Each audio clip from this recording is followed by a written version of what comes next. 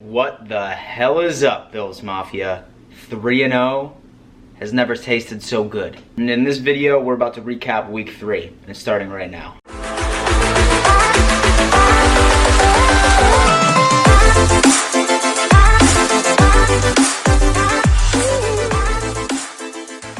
And right before I get started, I want to share something with you. I've noticed that when it comes to the Bills fan base, there's two different types of people.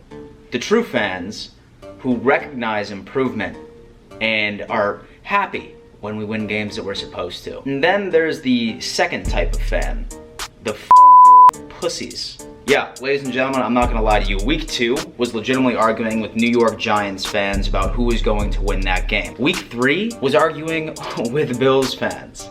Guys, I swear to God, there's some people out there who would not be satisfied. So unless Josh Allen puts up 48 points by himself, throws for 700 yards, and then runs for another 200. And say that he were to do that, say that he were to have one interception, then they would basically be ready to chase him out of town. It's really frustrating to see people bitch all the time. Holy shit. Well, now that that's off my chest, 3-0, baby. Guys, was a fantastic game. It really was. I mean, yeah, there were some ups and downs, but we came out on top, baby. We're 3-0, and we're going straight into week 4 against the Patriots, and I cannot wait. So, starting off with the game, we kind of started off flat.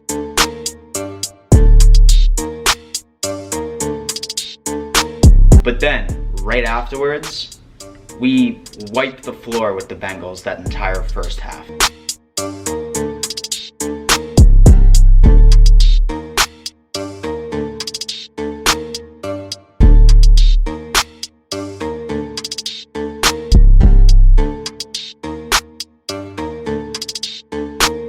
And I've said it before, and I will say it again. The reason that our offense looks as good as it has been is because of two people, John Brown and Cole Beasley.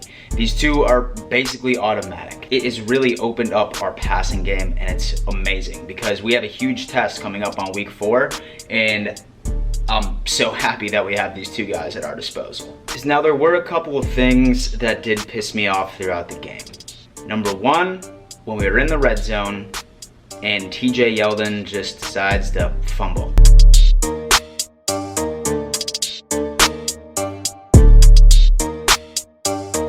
I'm pretty sure that we were like 6 for 6 when it came to being in the red zone, and he just completely fucked that up at that point.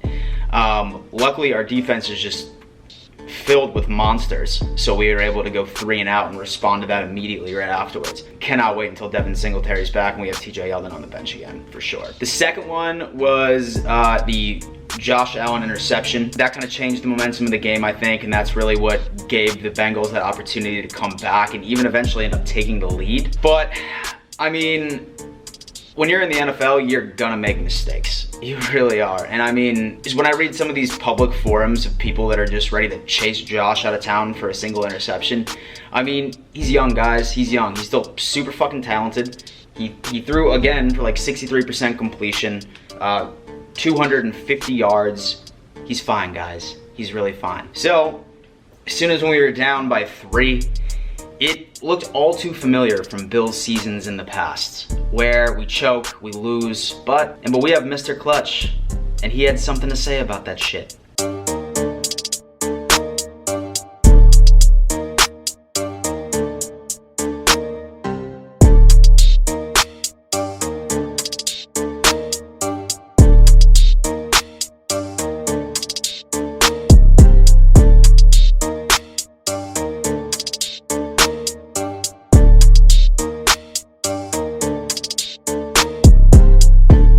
Marched back and won the game. 3-0, our home turf, playing for Pancho Villa, playing for the fans of Buffalo, New York. It was great. This is the second clutch win that I have seen Josh Allen pull off. Would I have much rather us beat the Bengals more convincingly, if you will? Yeah, 110%. There was one specific drop that Tommy Sweeney made. Josh dropped back, I'm pretty sure, threw like a 30-40 yard bomb, and Sweeney should have came up with that. He really should have. Then there was a throw where he overthrew Zay a little bit, and then just that fumble by TJ Yeldon. I mean, realistically, once you account for some of the drops and everything like that, I mean, we probably should have put close to like 35 points at the end of the day.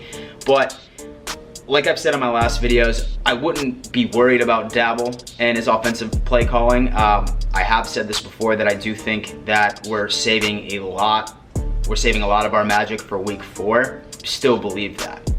As far as MVPs, Frank Gore, the old man still got it. He ran all over the field. Now granted, the Bengals, they have, you know, one of the worst run defenses in the entire league.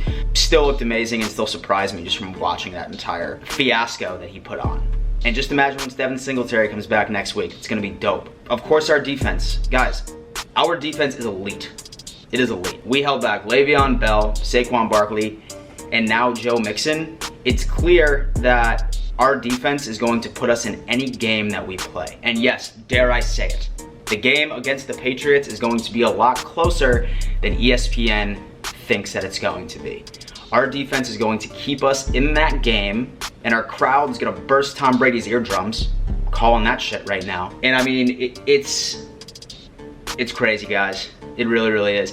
I'm pumped because I will actually be in Buffalo. I will be tailgating during the Patriots game. So by all means, say that you recognize me while I'm out there. Come up, say hello. I'm probably gonna be hammered by 10 a.m. So say that you want me to be able to formulate a complete sentence, then I recommend finding me before that. Yeah, guys, thank you for tuning in to yet another Bills video. In case you didn't know, I do have merch.